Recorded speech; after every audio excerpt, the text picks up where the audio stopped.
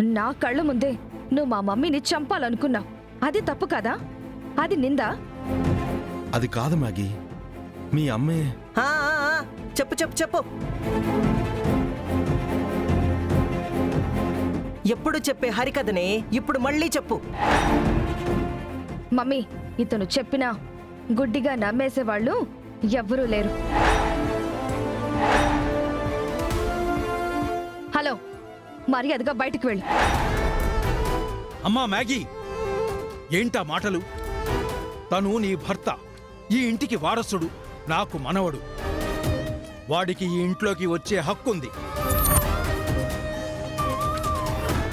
ఏంది నాయనా నువ్వు?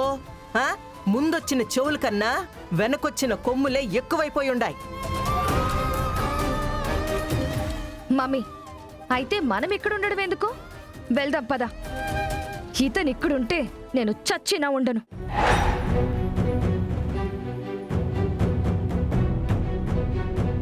వద్దు.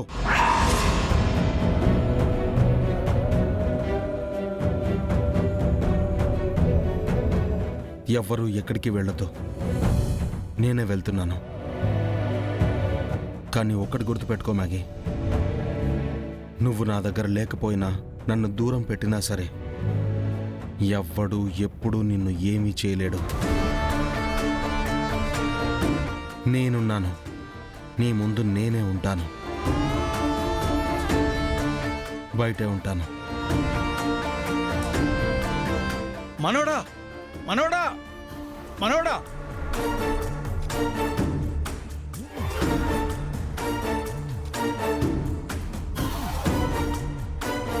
అమ్మీ, నువ్వు పోయి నిద్రపో. లోపలికి ఎవరు రాకుండా మన భద్రం చూసుకుంటాడులే. నీకేం కాకుండా నేను చూసుకుంటాను. పో, పోయి నిద్రపో పో.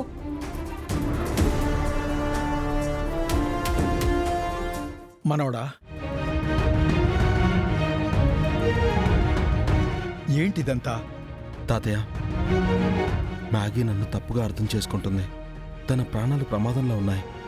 బంధాల కోసం, వాళ్ళని కాపాడటం కోసం నువ్వు ఆరాటపడుతుంటే అవి తెంచుకొని నిన్ను వదులుకోవాలని వాళ్ళు ఆరాటపడుతున్నారు. మ్యాగీ కూడా ఏదీ నమ్మే స్థితిలో లేదు నాయనా. అన్నీ అనుకున్నట్టు అవవుగా తాతయ్య. కాస్త ఓపికతో ఓర్పుగా ఉంటే అన్నీ మారతాయి. మనసుల్లో ద్వేషం కూడా తగ్గుతుంది, తగ్గి తీరుతుంది తాతయ్య. సరే తాతయ్య, లేట్ అయిపోయింది, మీరు వెళ్ళి పడుకోండి. మరి నువ్వు? ఇక్కడే ఉంటాను, ఎవరూ రాకుండా ఇక్కడే ఉంటాను. మీరు వెళ్ళి పడుకోండి తాతయ్య, వెళ్ళండి. నువ్వు జాగ్రత్త మనవడా. సరే తాతయ్య.